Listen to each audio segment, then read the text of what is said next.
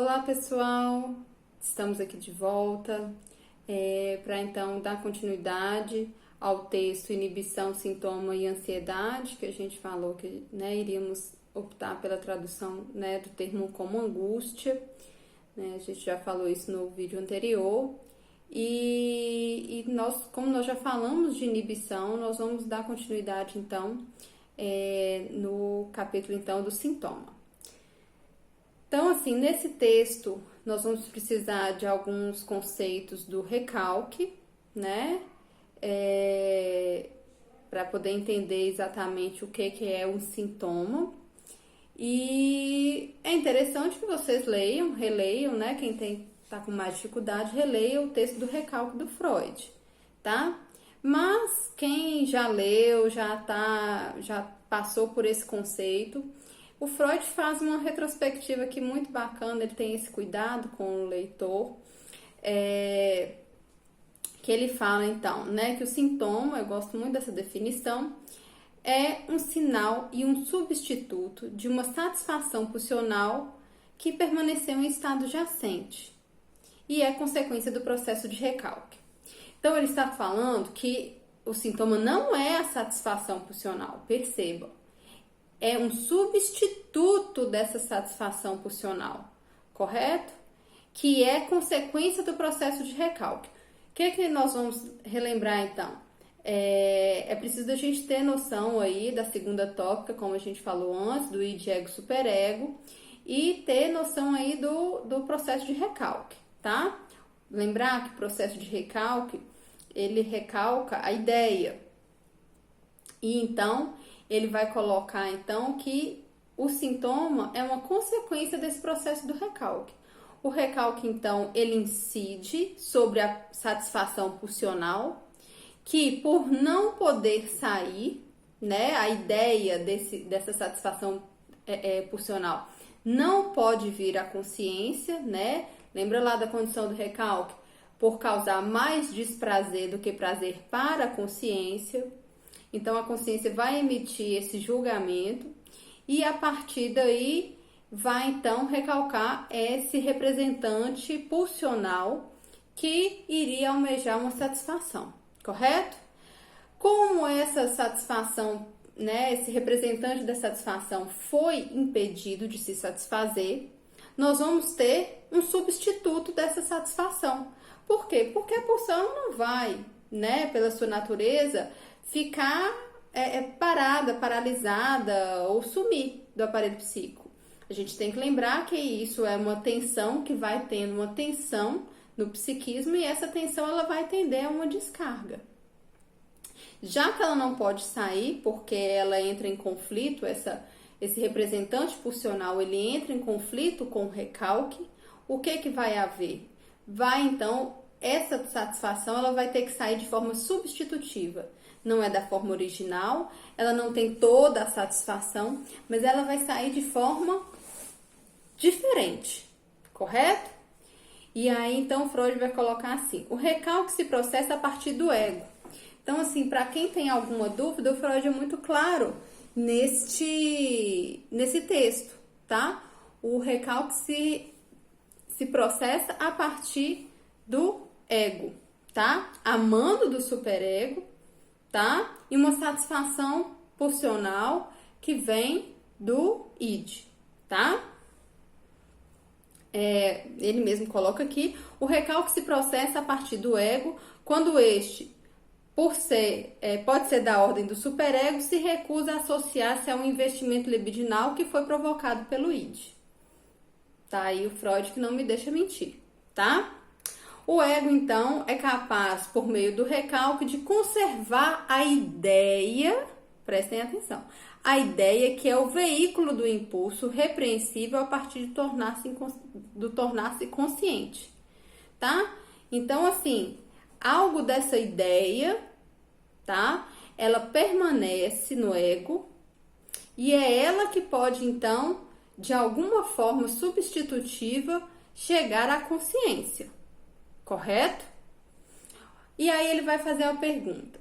O que aconteceu com a moção pulsional que foi ativada no id e procurou satisfação? né? A gente está falando aí que essa satisfação, essa pulsão, ela não vai ficar quieta, né? Então, ele vai falar aqui que devido ao processo de recalque, o prazer se teria separado da satisfação e foi transformada em desprazer, inversão de afeto. O que ele está falando que é isso?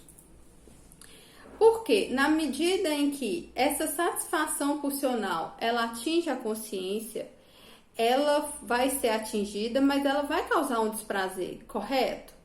Pensa bem, o recalque incidiu sobre a moção pulsional original, que então recalcou. Essa moção pulsional, esse representante pulsional não ficou e ele permanece, essa ideia permanece no ego, correto? E ela vai tentar se satisfazer. Dessa forma, ele está falando o seguinte, tá, então isso que passou então, que veio à consciência, ele não vai ser mais tomado como prazeroso como era no inconsciente. Ele vai ser tomado de forma desprazerosa, né? Lembrando sempre que existe essa dualidade, né? O que é prazeroso para o inconsciente é desprazeroso para a consciência, né? E vice-versa, ok? Então, ele vai retomar essa questão do que é o recalque. O recalque, então, é análogo ao mecanismo de fuga, mas o sujeito não pode fugir de si mesmo. Ele usa, então, o mecanismo de defesa do recalque, tá? Já que ele não pode separar-se das ideias que é dele, né? Ele não pode fugir disso, o que ele faz? Ele isola, então, esses conteúdos, né, dessas ideias, a fim de, então, se proteger na consciência sobre essas determinadas ideias, tá? E aí ele vai explicar, continuar explicando. O recalque retira seu investimento do representante pulsional, tá? Que deve ser recalcado e utiliza esse investimento para liberar o desprazer. Vamos lá, calma com isso aí. Vamos lembrar do recalque? O recalque, ele recalca ideia, ele não recalca afeto, tá? Então, o recalque, ele pode incidir, como Freud falou, sobre o representante pulsional. O que representa a pulsão para a mente? A ideia. Então, ele está falando que o recalque vai retirar isso que estava junto, o representante pulsional da pulsão, desse afeto que estava junto, ele vai o quê? Desmembrar. Então, a ideia fica retida e essa pulsão aí, que vai através da satisfação aí, em algum ponto, tá? Nesse substituto da ideia original, ele vai ser liberado na consciência. E, portanto, na consciência, ele vai causar o quê? Prazer ou desprazer? Desprazer, porque se no inconsciente ele era prazeroso, para a consciência ele vai ser o quê? Desprazeroso. Correto? O ego, então, como sendo sede real da angústia. Então, é isso que acontece. O recalque, ele vai impedir que essa moção pulsional, através do seu representante, seja chegada à consciência e ter satisfação. Vai impedir de que maneira? Retirando o investimento pulsional do representante pulsional. Então, a ideia em relação a isso não é lembrada. Entretanto, esse afeto, né, que vem em forma de afeto, não pode ser recalcado, porque o recalque, ele recalca algo da ideia, tá? Então, isso não pode ficar preso. E isso vai ser manifesto, então, na consciência em forma de desprazer. Uma inversão de afeto. Correto? Vamos lá. O recalque, então, emerge quando o ego percebe que o sinal de desprazer como sendo maior que o de prazer na consciência. O Freud retomando o seu texto sobre recalque para explicar o sintoma. E aí, mais uma vez, ele vai dar detalhes sobre a questão do recalque, né? Porque ele vai explicar. Se for assim, né? A gente vai ter três caminhos, três destinos a partir do recalque. Se o ego consegue suprimir inteiramente o sinal de desprazer, nada saberemos sobre ele. Então, se o conteúdo foi totalmente recalcado, tá? E o sinal de desprazer é desaparecido, fica totalmente inviável de descobrir de onde é que é, o recalque funcionou super bem. E disso nós não vamos trabalhar. Por quê? Porque o recalque operou, tá? Então, você não tem como você tratar o que o recalque já conseguiu e não tem vestígio. Outra opção é saberemos algo somente se o recalque tiver em maior ou menor grau falhado. Então, quando o recalque, ele recalca então o representante pulsional, mas algo desse desprazer fica liberado, não consegue ficar aí no inconsciente, né? Vem então um substituto, como ele vai falar aqui, a moção pulsional encontrou substituto apesar do recalque. Porém, um substituto mais reduzido, deslocado e inibido e que não é mais reconhecível como uma satisfação. E não havendo, olha isso, não havendo sensação de prazer, apresenta-se através do caráter de compulsão. Correto? Então, ele está falando que nós só vamos poder trabalhar com essa via, só não, mentira. Mas o nosso trabalho inicia quando o recalque falhar, tá? Porque é no vestígio do recalque que algo do caminho do inconsciente se abre. Porque esse sintoma, ele é exatamente esse resquício, né? Esse substituto, né? Da satisfação pulsional, né? O que a gente chamaria também de um retorno do recalcado. Ou seja, aquilo que foi recalcado retornou sob outra forma, tá? E, portanto, não vai ser reconhecível na consciência como um prazer, né? Como uma satisfação, e sim como um desprazer. Ou seja, você faz de novo e você tem um desprazer. Mas por que você faz uma coisa que você sente desprazer? E mesmo sem querer fazer, você faz de novo e para sentir desprazer? É isso que o Freud está explicando. Isso, na realidade, é um desprazer para a consciência, mas tem uma satisfação pulsional no inconsciente, correto? Mas como você não sente como você não sente como prazeroso e como desprazer, e portanto você quer evitar o desprazer na consciência, isso vem como caráter de compulsão. Lembra que a gente trabalhou isso no texto do Recordar, Repetir, Elaborar? Que a gente falou então dessa repetição, dessa compulsão à repetição, porque quanto mais resistência e recalque, maior teríamos então a compulsão à repetição. É disso que o Freud está falando, tá? Que nessa impossibilidade de se satisfazer e de ser reconhecido pela consciência como um desprazer e a pessoa tentar retirar esse desprazer, isso vem de uma forma de você repetir, repetir, repetir. Uma compulsão à repetição, correto? E essa compulsão à repetição que faz com que as coisas voltem e voltem e voltem. Por que volta? Mesmo você sentindo desprazer? Porque inconscientemente isso tem um prazer.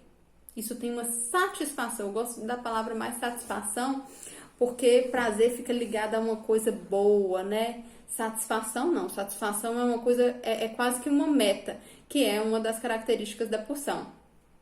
É uma meta, satisfez, né? Chegou a um ponto aí que tem uma satisfação, tá? Então, ele tá falando que o sintoma é esse substituto que, apesar do recalque, encontrou, né, uma satisfação reduzida, deslocada, porque não é aquela da original, e que não é reconhecível mais como satisfação, e apresenta, então, com o seu caráter de compulsão.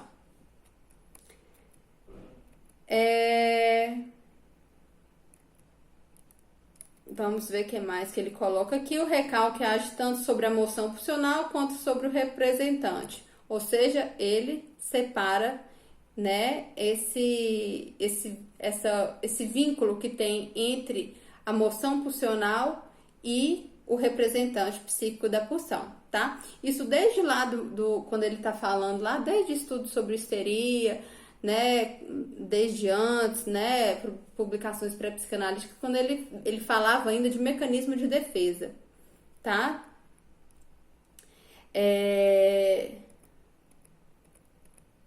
Vamos ver o que mais aqui que ele vai trazer. Então, vamos ver, isso aqui é interessante. O ego, então, tem a natureza aqui de conciliar as satisfações do id com a do superego, tá? Por isso que a gente falou no vídeo anterior, que o ego aí como sendo esse mediador aí entre essas duas instâncias. Mas vamos lá.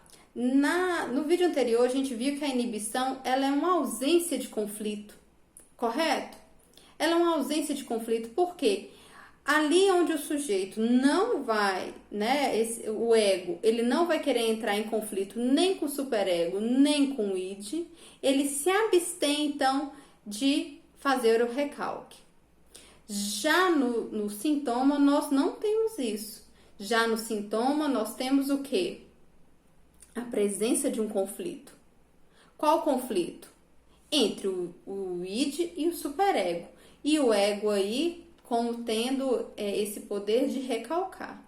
Mas como eu falei, ele recalcar é uma coisa muito complicada, porque o id toma o ego como objeto. Porque o ego, ele tem esse poder aí frente ao mundo externo de poder ou não satisfazer, né? E o ego, ele vai tentar então fazer o quê? Ter os objetos dentro de si, porque o ego tendo os objetos, né, tendo aquilo que traria satisfação do id, ele não precisa de investir no mundo externo.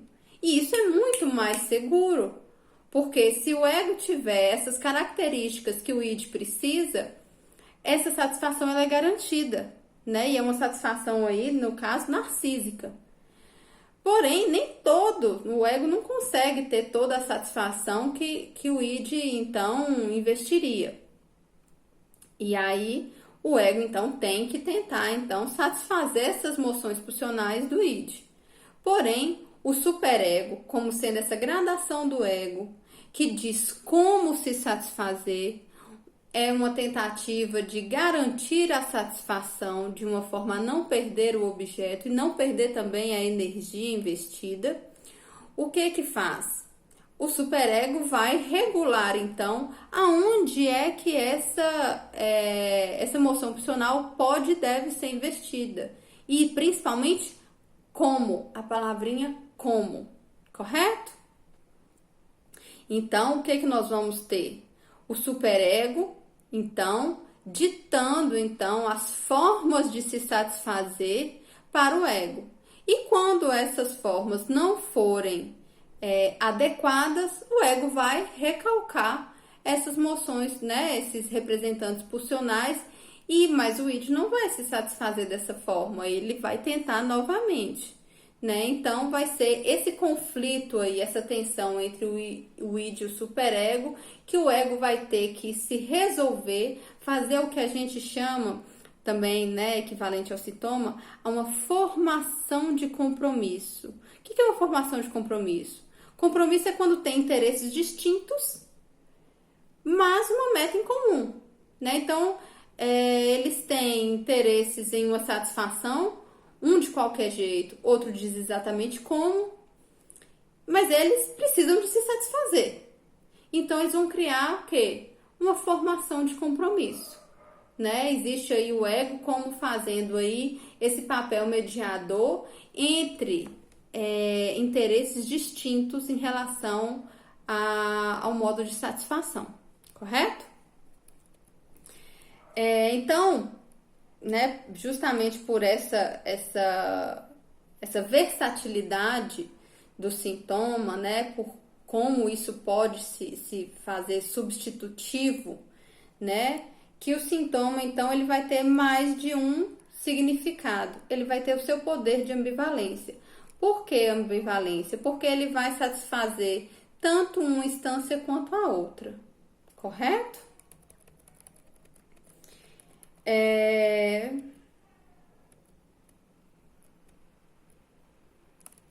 Então, o sintoma como sendo esse ponto aí de uma consequência de um conflito entre as duas instâncias e que pelo seu poder, pelo seu teor de satisfação, ele não vai ficar quieto, ele vai ficar sempre fazendo novos e novos sintomas a fim de tentar se satisfazer, correto? Mas ele vai se satisfazer de uma forma distinta, por isso que o sintoma ele tem para a consciência um caráter desprazeroso, de uma repetição, de uma compulsão desconhecida para o sujeito.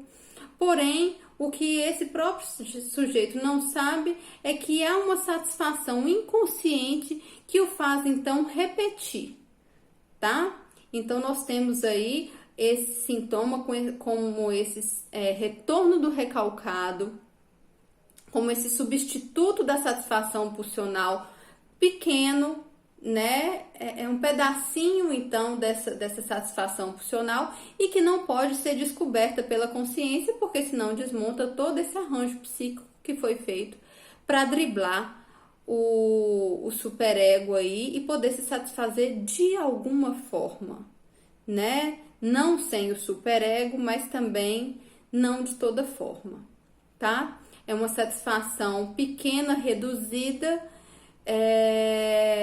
e disfarçada. E é desse disfarce que nós vamos nos ater. Então, se na inibição nós não tínhamos o conflito, porque o ego se exime de entrar em conflito com essas duas instâncias, já no sintoma nós temos esse conflito instaurado, correto? Agora nós vamos passar um pouco para a questão da angústia em Freud. Até mais, até o próximo post.